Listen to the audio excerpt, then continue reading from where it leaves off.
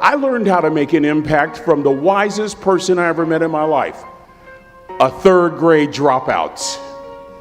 Wisest and dropout in the same sentence is rather oxymoronic. That third grade dropout, the wisest person I ever met in my life, who taught me to combine knowledge and wisdom to make an impact, was my father. My father gets a job as a cook, a simple cook. Wisest man I ever met in my life. Just a simple cook. My father, wisest man I ever met in my life. Left school in the third grade to help out on the family farm, but just because he left school doesn't mean his education stopped. Mark Twain once said, "I've never allowed my schooling to get in the way of my education." My father taught himself how to read, taught himself how to write, decided in the midst of Jim Crowism, as America was breathing the last gasp of the Civil War, my father decided he was going to stand and be a man. Not a black man, not a brown man, not a white man, but a man.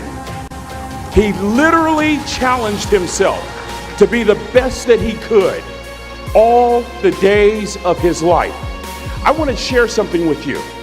The wisest man I ever met in my life never made it past the third grade, impacted tremendously me and my brother. Growing up right here in Vallejo, this was our family. This academy was our backyard. Going on that training ship and getting lost, sneaking into the pool, going to all the different places for nearly 30 years. This was home. And I want to tell you, I know what it takes to get where you are. And I need you to listen to me very carefully. I have 4 degrees. My brother is a judge. We're not the smartest ones in our family. It's a third grade dropout daddy. A third grade dropout daddy who was quoting Michelangelo when he was a cook at Cal Maritime, saying to us, "Boys, I won't have a problem if you aim high and miss, but I'm gonna have a real issue if you aim low and hit." A country mother quoting Henry Ford, saying, "If you think you can or if you think you can't, you're right."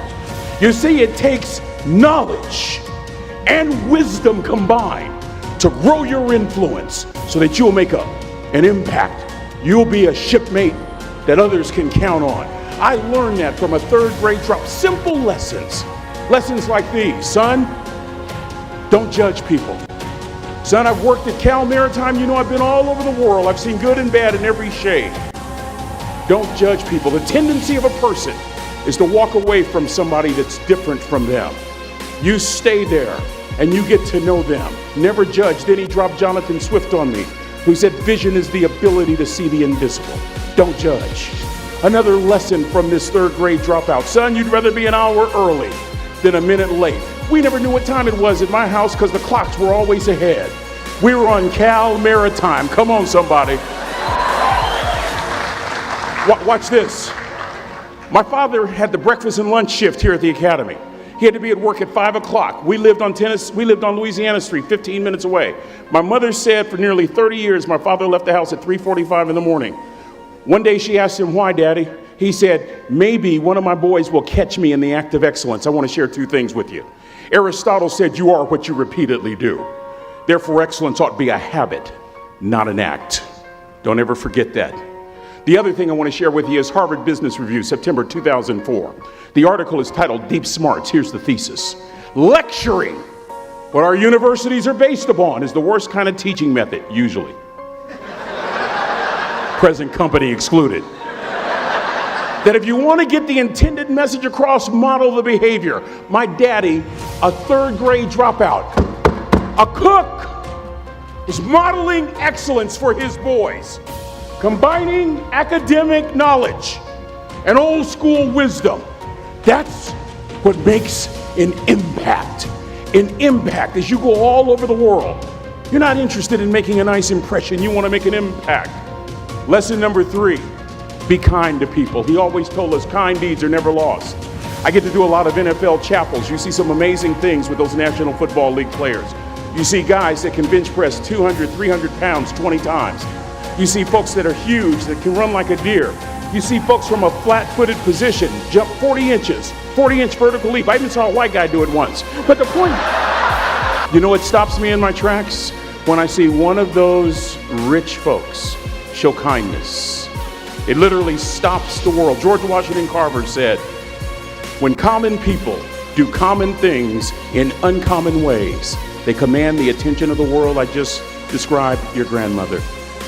I know you're tough. I know you're seaworthy, but always remember to be kind. Always. Don't ever forget that. Never embarrass mama.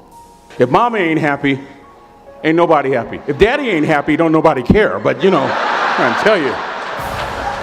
Next lesson. Lesson from a cook over there in the galley. Son, make sure your servant's towel is bigger than your ego. I want to remind you, cadets, of something as you graduate. Ego is the anesthesia that deadens the pain of stupidity. Y'all might have a relative in mind you want to send that to. Let me say it again. Ego is the anesthesia that deadens the pain of stupidity. Pride is the burden of a foolish person. You'll never be a great shipmate.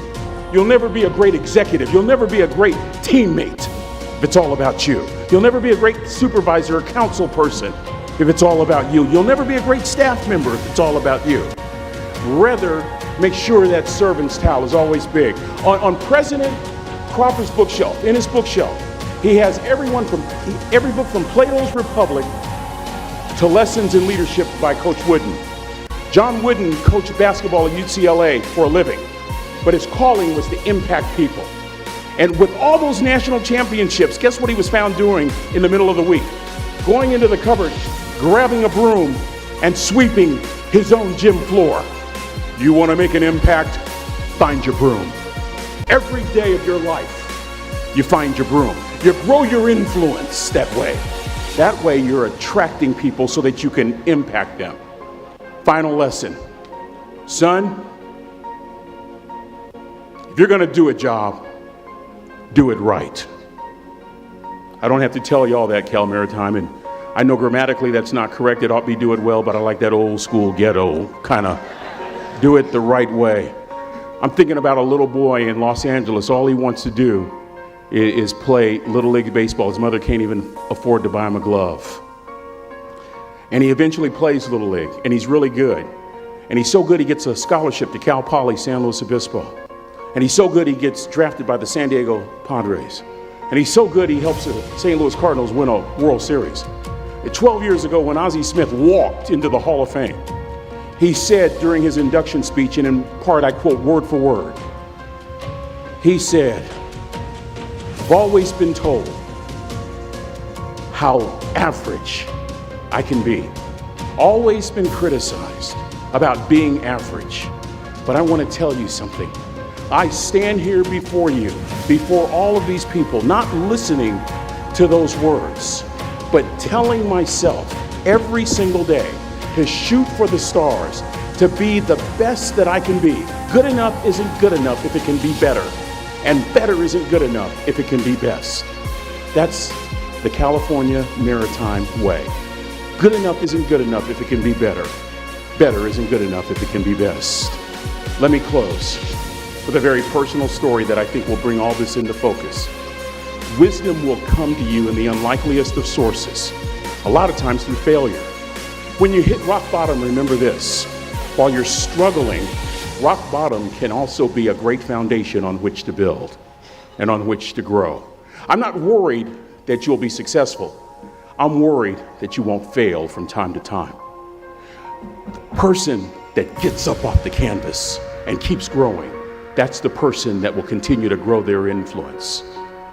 Back in the 70s, to help me make this point, let me introduce you to someone. I met the finest woman I'd ever met in my life. This woman was the finest woman I'd ever seen in my life. There's just one little problem. Back then, ladies didn't like big old linemen. The blind side hadn't come out yet. They like quarterbacks and running backs. Any former quarterbacks or running backs here, raise your hands. Why, a couple of you? Punks. Anyway, so we're at this dance, and I find out her name is Trina Williams from Lompoc, California, and we're all dancing, and we're just excited. And I decide in the middle of dancing with her that I would ask her for her phone number. Trina was the first one. Trina was the only woman in college who gave me her real telephone number. The next day, we walked to Baskin & Robbins ice cream parlor. My friends couldn't believe it. This has been 40 years ago, and my friends still can't believe it. We go on a second date, and a third date, and a fourth date. We drive from Chico to Vallejo so that she could meet my parents. My father meets her. My daddy, my hero, he meets her, pulls me to the side and says, "Is she psycho?" But anyway, we go together for a year, 2 years, 3 years, 4 years. By now, Trina's a senior in college. I'm still a freshman, but I'm working some things out. I'm so glad I graduated in 4 terms. Nixon, Ford, Carter, Reagan. So now it's time to propose. So I talked to her girlfriends, and it's California, it's in the 70s, so it has to be outside. Have to have a candle, and you have to have, some chocolate. Listen, I'm from the hood. I had a bottle of Boone's Farm wine. That's what I had. She said yes. That was the key. I married the most beautiful woman I'd ever seen in my life. Y'all ever been to a wedding, and even before the wedding starts, you hear this? How in the world? And it was coming from my side of the family.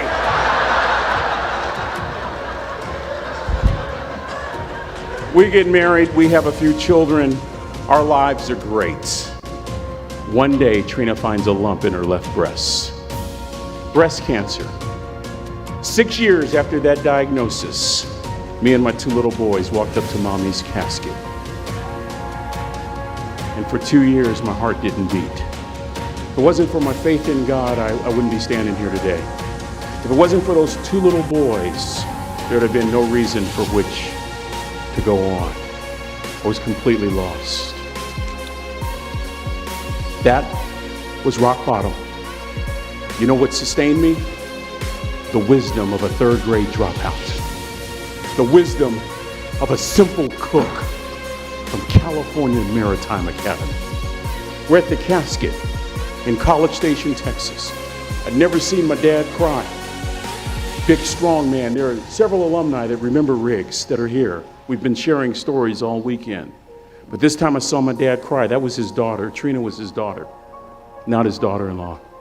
And I'm right behind my father, about to see her for the last time on this earth. And my father shared 3 words with me that changed my life right there at the casket. It would be the last lesson he would ever teach me. He said, "Son, just stand." President Crocker, Captain Bolton, Rear Admiral DeQuatro, I don't think there's anything more profound that I can share with these cadets than these words. You keep standing. You keep standing, no matter how rough the sea, you keep standing. And I'm not talking about just water. You keep standing. No matter what, you don't give up. I learned that lesson from a 3rd grade dropout who was a cook at Cal Maritime, who said, "Boy, you keep standing, no matter what." I stood, and a miracle took place. A couple of years later, my heart started to beat again. I'm talking in a group about like this when all of a sudden I spot the finest woman I've ever met in my life again. First thing Janet did after we got married was she adopted those little boys, fulfilling Trina's last wish that her babies not go through life without a mommy. And then we decided to do something really bright. We thought 16, 17 years ago, and that was have more children. It's worked out lovely. And I'm honored to tell you that we had more boys. I have 4 boys from 34 years old all the way down to my daddy's youngest grandson, who's here with me this weekend, Joshua Rigsby, sitting on the front row right there. I close with this, and this will make the point more salient than any of my previous words. Let me take you back to 2 days before Trina died. No hair because of chemotherapy, cadets. A tummy pooched out because of a liver no longer working. She weighed about 75 pounds. I'm in the kitchen so I can keep an eye on her in the family room. She's surrounded by pillows. Our then youngest son, Andrew, walks up with a shirt that he wants Mommy to fold. And this is what I hear from Trina. "Andrew, Mama not always gonna be there to help you. She was saying goodbye. And I was so moved, I waited for Andrew to leave and I walked over and I sat next to her on the couch. And as clearly as I'm talking to you today, these were some of her last words to me. She looked me in the eye and she said, "It doesn't matter to me any longer how long I live. What matters to me most is how I live." Cadets, I've come here with honor, with bells on, to ask y'all one question. A question that I was asked all my life by a third grade dropout. How you living? How you living? Every day ask yourself that question, how you living?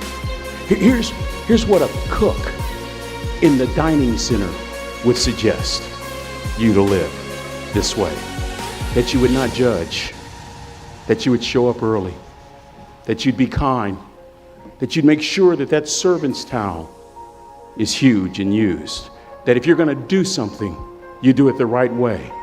That cook would tell you this, that it's never wrong to do the right thing, that how you do anything is how you do everything. And in that way, you will grow your influence to make an impact.